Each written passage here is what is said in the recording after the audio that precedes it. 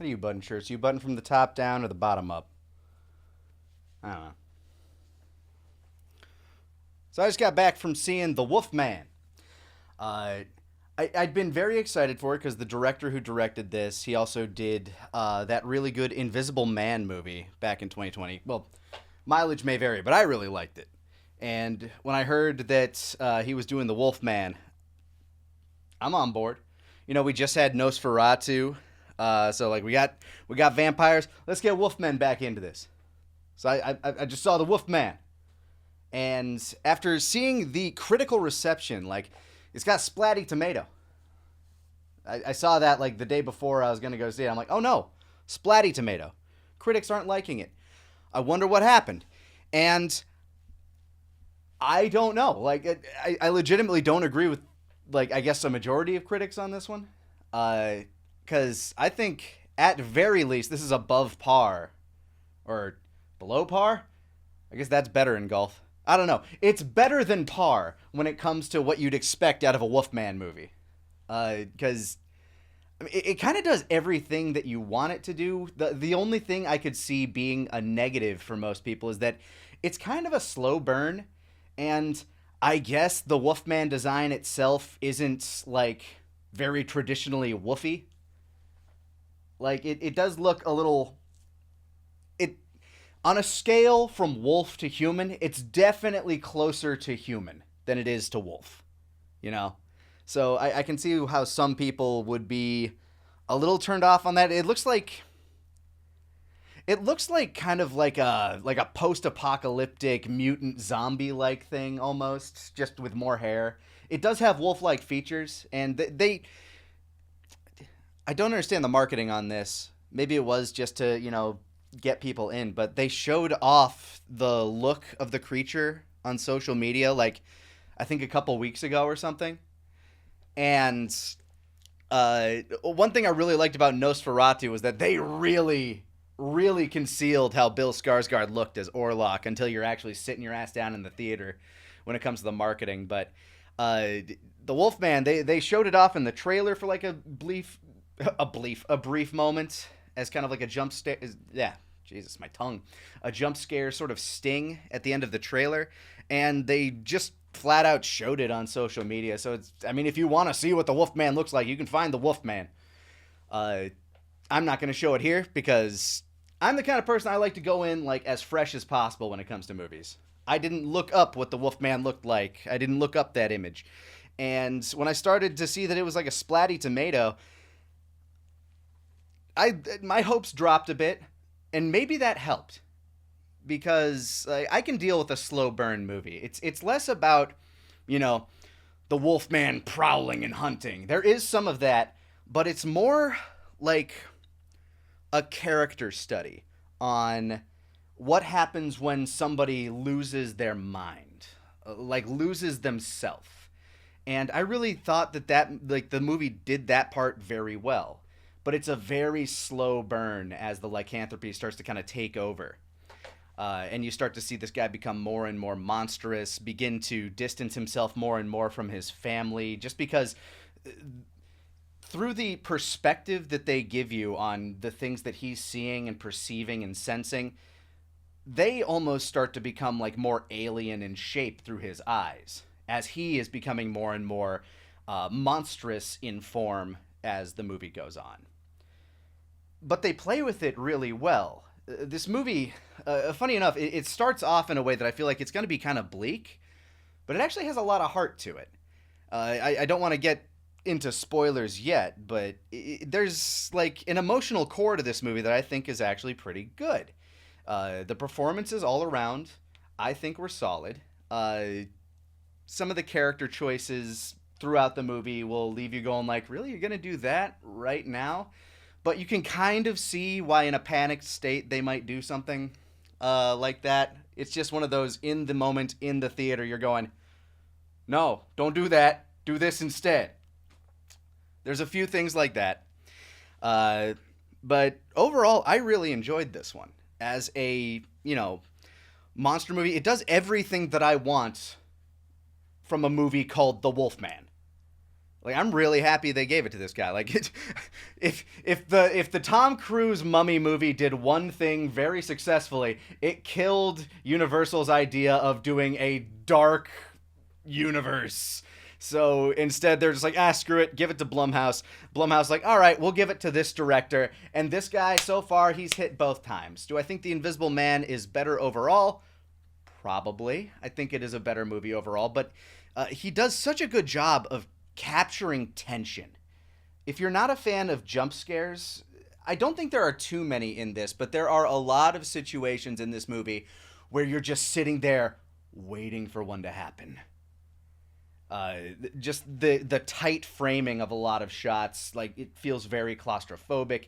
The use of sound and screen space and lighting is very effective throughout the movie. Uh, there are a few jump scares, namely the biggest one is probably the one that's shown in the trailer. But there's a lot of moments where you're sitting and just waiting for one to happen because you know it's gonna fucking happen. I'm just waiting. Like the camera's tight in on this on like a small space. What was that in the corner? I don't fucking know. It's really quiet. What's it gonna happen? Just You're waiting for that release of tension. There's a lot of that in this movie. If you're an anxious moviegoer, probably not for you. I like it.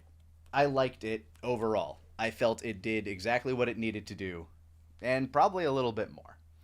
So, if you want my overall review, I think it's worth it. Should you go see it in theaters? You would not be losing a whole lot if you waited for it to go to streaming. I will say that. Uh, I just wanted to see kind of an early showing of it today, and the earliest one I could find was in IMAX. Don't bother. It's not an IMAX movie. This is not a like a visual mind blower. It's pretty, but it's not, Nosferatu. It's not like so visually stunning I need to see it on the biggest, most visually clear screen possible. If anything, I think you need to find a theater that has a really, really good sound system, which luckily the IMAX theater I went to did, because the way they play with the sounds, like the ambient noises as our titular Wolfman is slowly becoming more lycanthropic, the ambient sounds, like the basses that kind of shake and rattle all around you, it's the more cacophonous and clearer the sound quality you can get, probably the better with this movie. Its sound design is great. So I would recommend that at the very least. If in terms of like whether you're going to see it at home, unless you have like a really good sound system, or seeing it in the theater, that is probably something that would get lost in translation between theater and home release. So there's that. Overall, I do think it is a fun watch, though. There's not a lot of levity, so fun might not be the right word. It is very much kind of a descent into madness kind of film, very much more along the lines of something like The Shining or The Fly. Less nihilistic than The Shining, but more like you're seeing this guy slowly lose himself and how his family reacts to it. It's very much an allegory for something like dementia, or a lot of it you can see is just kind of like an allegory for just somebody losing themselves to disease in general. I can see a lot of kind of correlation to somebody going through chemotherapy, in how like there's parts where he's just starting to look more and more sickly. Like he does look like he has radiation sickness, like some of those scenes out of Chernobyl where he's like starting to get kind of like bloaty and pallid and slick with ooze and kind of stuff like that. So yeah, I feel like that's where the direction was going in terms of a lot of this movie. Uh, but yeah, overall performances were great. Girl from the Ozarks, fucking love her. She was the best thing in the Ozarks. She was solid throughout this movie. Main guy, don't remember the actor's name, but he was solid. Just he has great expressions, because that's a lot of what he's working with. Early on, you're seeing him as this not necessarily like doting, but loving father who came up in sort of an emotionally abusive household with like a very strict sort of survivalist kind of dad. Where he absolutely adores his daughter, he loves his family, he doesn't want to lose them, but as he loses himself, that's kind of where a lot of the tension lies. When he stops being human and starts being something else. In this case, a werewolf. But yeah, without going into spoilers, I think that is everything I can talk about on this. So from this point forward, spoilers, let me know what you thought. If you've seen The Wolfman, let me know what you thought down below, or whether you plan to see it or whatnot. Here's spoilers. So, spoiler warning.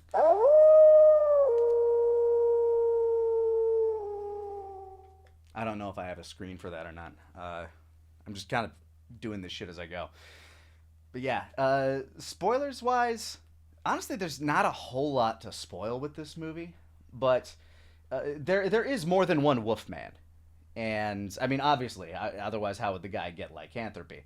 But when I say that this has everything that I'd want from a Wolfman movie, it really does. It has the study of like losing yourself to becoming something more monstrous, and it has the getting stalked by a creature through the woods, something that you can't understand.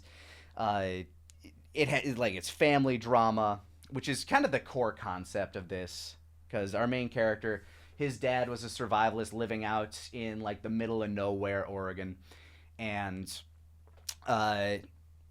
one day when they're out hunting, they come across a wolfman who kills one of their deer, and they're like hiding, like, oh shit, there's a wolfman out there. And there's been like a local legend for a long while of a hiker that went missing back in the 80s who contracted the disease. Apparently it's something that dates back to who knows how long, doesn't really matter. There's a wolfman in the woods.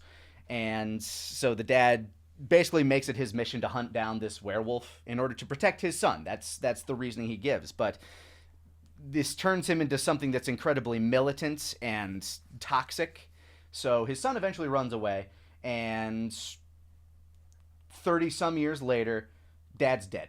And they have to go clear out the house, clear out the estates. The man's currently in like the rocky part of a marriage where he needs to like rekindle something, or they're probably going to get a divorce. Like, he's been unemployed for a bit. There's tension there. So there's the family drama where like he and the wife are very early on fighting a lot. The daughter is precocious. He's been like the stay-at-home dad, so she's like at his hip, daddy's little girl. They have a very cute relationship. The little girl throughout, I think, is a very solid performance, especially for a child actor.